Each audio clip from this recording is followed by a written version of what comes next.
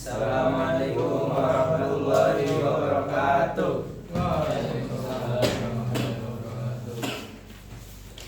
Kami dari kelompok 10 akan menerangkan tentang tokoh-tokoh tasawuf beserta biografi, lalu inti-inti ajarannya, lalu apa yang beliau ajarkan kepada kita semua. Materi yang kita cakup tadi ini adalah Rabi'ah al-Alawiyah dan Junaid siapa? Saya panggilnya Junaidi. Ya. Mari kita mulai dari yang pertama. Junaid al-Baghdadi. Nah, bagaimana biografi beliau? Nama lengkapnya adalah Abu Qasim al-Junaid Ibnu Muhammad bin Junaid al-Baghdadi, lahir di kota Nirwaqah, Persia, dan wafat pada tahun 298 Hijriah atau 910 Masehi. Dia mempelajari ilmu tasawuf itu kepada pamannya, Syekh Syari al-Sakati. Sejak kecil dia merupakan anak yang sangat cerdas. Selain menjadi seorang sufi, beliau juga merupakan seorang pedagang barang pecah belah yang dilanjutkan dari bisnis ayahnya. Walau begitu, beliau tetap melakukan sholat sebanyak 400 rakaat tiap harinya. Jangan tanya saya juga nggak tahu. Walaupun diberi anugerah kekayaan yang banyak, hidupnya jauh dari kemewahan. Dia terjaga kesederhanaannya. Junaid lebih mementingkan diskusi dibandingkan menulis buku. Imam Junaid wafat pada 910 Masehi dan dimakamkan di samping makam pamannya.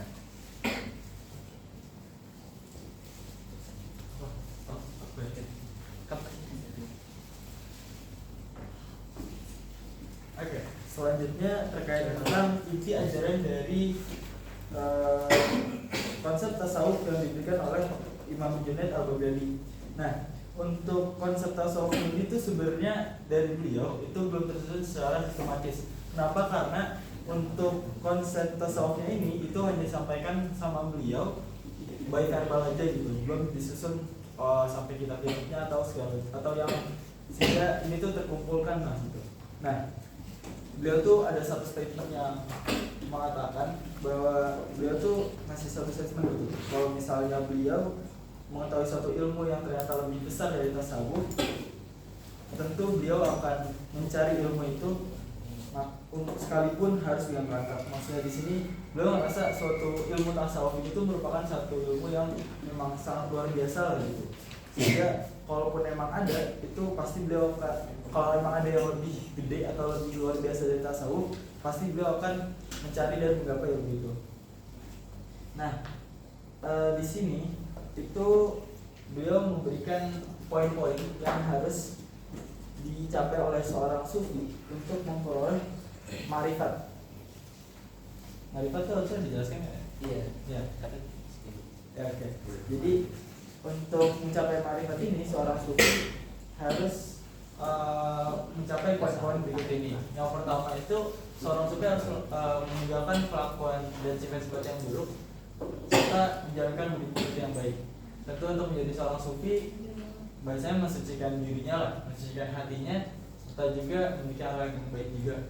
Dan yang kedua itu yang mirip seperti sebelumnya, tapi di sini lebih ke tentang poin ajaran tasawufnya, yaitu si ajaran tasawuf ini atau ilmu tasawuf ini tuh memurnikan hati manusia lah, dan mengajarkan manusia ini gak cuman hubungan dengan manusia dengan Allahnya, tapi manusia dengan makhluk-makhluk Allah juga. Terus yang ketiga itu manusia itu diajarkan untuk memalingkan perhatian mereka, pemikiran mereka dari urusan duniawi kepada urusan ukhrawi. Itu keempat, yaitu seorang sufi harus berpegang pada tauhid. Dan yang kelima, seorang sufi itu harus melakukan 3 amalan di sini, yaitu melanjutkan zikir yang disertai hikmah dan kesadaran penuh, mempertahankan tingkat kegairahan dan semangat yang tinggi, senantiasa melaksanakan syariat yang ketat dan tepat dalam kehidupan sehari-harinya. Nah, jadi mungkin untuk poin-poin dasar untuk mencapai ilmu yang diajarkan, yaitu mencapai sebuah marifat yang dicapai oleh sufi-sufi itu harus memenuhi kriteria dari 5 poin ini. Gitu sih.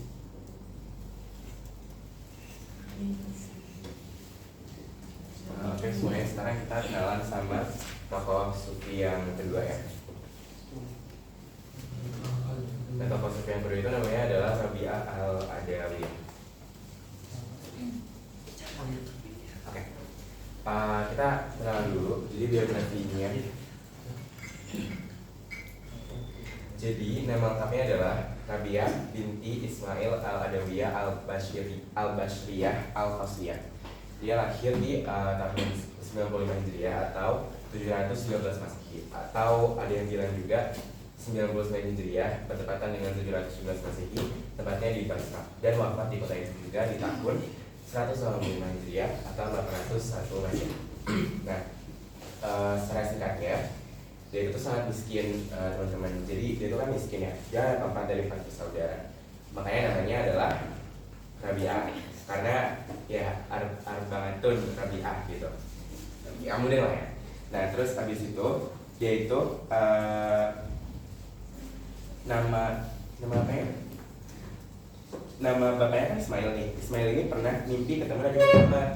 Dia itu tuh berkata ke Ismail, jangan bersedih karena Rabi'ah ini nanti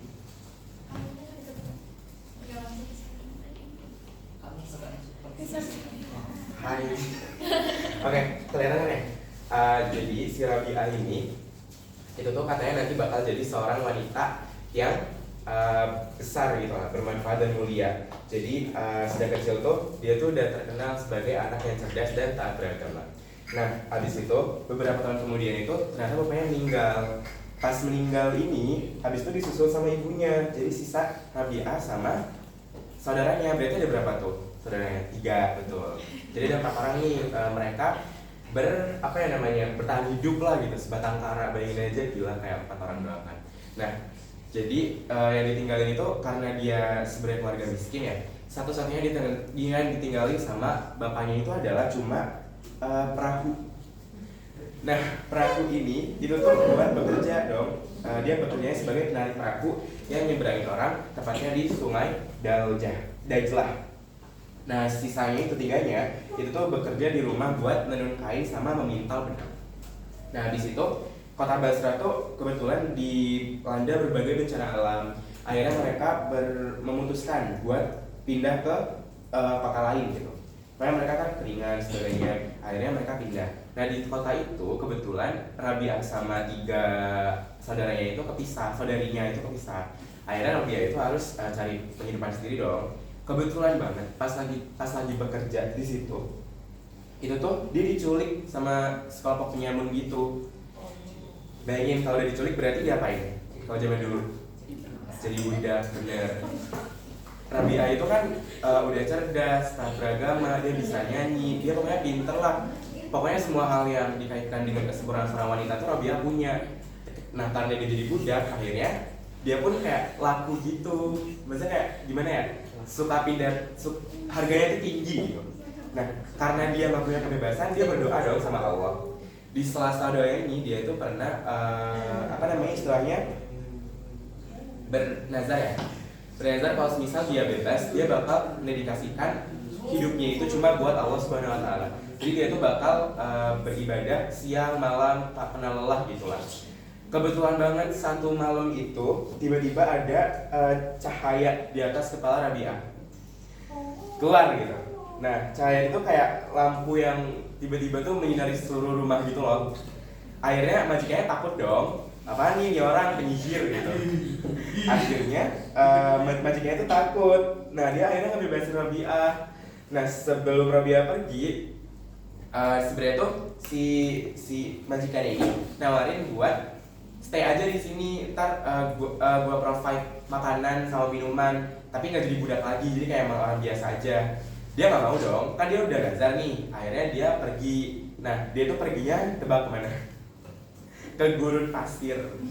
Dia di situ berdoa, beribadah. Akhirnya dia tuh dikenal jadi tokoh sufi yang besar dan banyak dikunjungi orang. Di antaranya kalau di buku itu ada Al-Malik bin Dinar, Sufyan As-Sauri, Syakik Al-Balqi.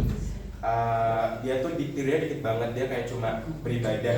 Dia banyak beribadah di malam hari dan tidurnya sedikit, jadi kayak dari pagi, siang, sore, malam itu bener-bener buat beribadah. Terus habis itu kan kayak Rabi'ah tuh ngelakuin haji nih, kesehatannya mulai menurun. Nah, sebenarnya banyak sahabat yang membantunya, tapi dia udah pesen ke sahabatnya, aku udah nyiapin kain kafan buat kematianku. Akhirnya nggak lama setelah itu dia wafat. Jadi udah kurang lebih kayak gitu kehidupan Rabi'ah. Selanjutnya kita bakal bahas mengenai inti ajaran Rabi'ah. Bakal jelasin sama Bima. Oke, assalamualaikum warahmatullahi wabarakatuh. Kita bakal bahas inti ajarannya Imam Rabi'ah Al-Adawiyah. Jadi konsep ajaran Rabi'ah Al-Adawiyah itu cara tasawufnya unik sekali, karena konsep yang diajarin itu adalah mahabbatullah atau cinta kepada Allah. Ia mengungkapkan perasaannya tentang cinta ilahi dengan dua cara cinta, yaitu cinta karena diriku dan cinta karena dirimu.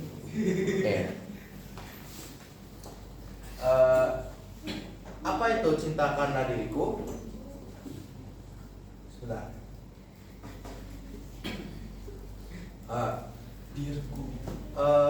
Rabi'ah Al-Adawiyah ini mengalami kasyaf, yaitu keterbukaan tabir yang selama ini menghalangi hamba dengan Tuhan. Melalui proses mukasyafah, hamba berusaha Tuhan bukan hijab Rabi'ah Al-Adawiyah sehingga tercapailah maqam musyahadah, yaitu pengalaman menyaksikan keagungan Allah melalui basyirah atau mata hati, sehingga mencapai makrifat, mengenal Allah dengan meyakinkan. Pada tahap ini Rabi'ah Al-Adawiyah merasakan cinta Allah karena dirinya. Ia berada pada posisi pasif, menjadi objek yang menerima limpahan cinta Allah. Terus tasawuf yang diamalkan oleh Rabi'ah ini termasuk tasawuf irfani atau tasawuf yang berdasarkan subjektivitas atau perasaan, bukan karena objektivitas. Konsep tasawuf mahabbahnya merupakan perwujudan rasa tulus dan ikhlas dengan cinta tanpa adanya permintaan ganti dari Allah. Ajaran-ajaran Rabi'ah tentang tasawuf dan sumbangannya itu sumbangan terhadap tasawuf dapat dikatakan sangat besar. Beliau membuat puisi atau syair yang banyak dirujuk oleh ulama-ulama pada masa itu, seperti Abu Talib Al-Makki, As-Suhrawardi, dan Al-Ghazali. Nih, untuk puisinya bisa dilihat di sini.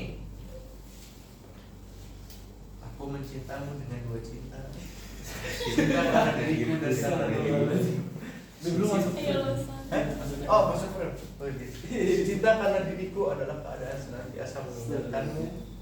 Cinta karena dirimu adalah keadaanku mengungkapkan tabir sehingga engkau melihat. Baik ini maupun itu, pujian bukanlah bagimu, pujian untuk kesemuanya. Terus Al-Ghazali memberikan ulasan tentang syair ini. Mungkin yang Rabi'ah maksudkan dengan cinta karena dirinya adalah cinta Allah karena kebaikan dan karunia-Nya di dunia ini. Sedangkan cinta kepadanya, ini detail ya, adalah karena ia layak dicintai, keindahan dan keagungannya yang tersingkap kepadanya. Cinta yang kedua merupakan cinta yang paling luhur dan mendalam, serta merupakan kelezatan melihat keindahan Tuhan. Hal ini sepertinya disabdakan dalam hadis qudsi, bagi hamba-hambaku yang soleh, aku menyiapkan apa yang terlihat oleh mata, tidak terdengar telinga, dan tidak terbesit di kalbu manusia. Lanjut. Oke, selesai apa? Perkenalan.